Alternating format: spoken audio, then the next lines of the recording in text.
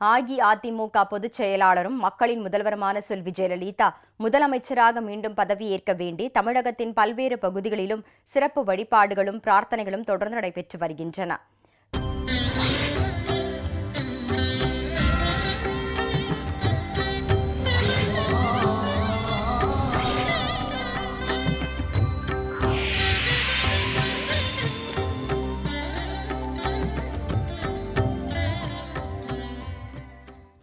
தூத்துக்குடி மாவட்டம் கோவில்பட்டி நகர அண்ணா தொழிற்சங்க பேரவை சார்பில் செல்வ விநாயகர் கோவிலில் இருந்து செண்பகவள்ளி அம்மன் கோவில் வரை பெண்கள் 501 பால்குடம் எடுத்து பூஜைகள் செய்து வழிபாட்டில் ஈடுபட்டனர். நாகை மாவட்ட அஇஅதிமுக சார்பில் பூம்புகார் திருவிடைக்கழி முருகன் ஆலயத்தில் பால் அபிஷேகமும் சிறப்பு ஆராதனைகளும் நடைபெற்றன. இதேபோல் ரத்தினகிரீஸ்வரர் ஆலயத்தில் பால் அபிஷேகமும் சிறப்பு ஆராதனைகளும் நடைபெற்றன.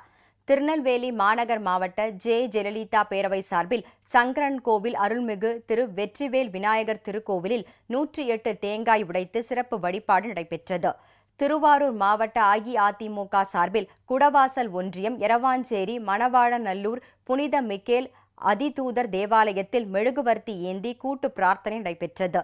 தொடர்ந்து அன்னதானமும் நடைபெற்றது. திருநெல்வேலி மாவட்டம் பாம்புகோவில் சந்தையில் உள்ள பாம்பாலம்மன் திருக்கோவிலில் மாவட்ட ஜெயலலிதா பேரவை சார்பில் சிறப்பு அபிஷேகமும் வழிபாடும் நடைபெற்றது. 108 தேங்காய்கள் உடைத்தும் தொண்டர்கள் பிரார்த்தனை மேற்கொண்டனர். பாம்புகோவில் சந்தையில் உள்ள பள்ளிவாசலிலும் சிறப்பு தொழுகை நடைபெற்றது. தஞ்சாவூரில் இயேசு நம்மோடு வாழ்கிறார் ஜெப ஊழியம் சபையின் சார்பில் தலைவர் அருள் இருதயம் அருள் திரு மைக்கேல் தலைமையில் நடைபெற்ற சிறப்பு ஜெப வழிபாட்டில் திரளான மக்கள் கலந்து கொண்டு மெழுகுவர்த்தி ஏந்தி பிரார்த்தனை மேற்கொண்டனர். அன்னதானமும் வழங்கப்பட்டது.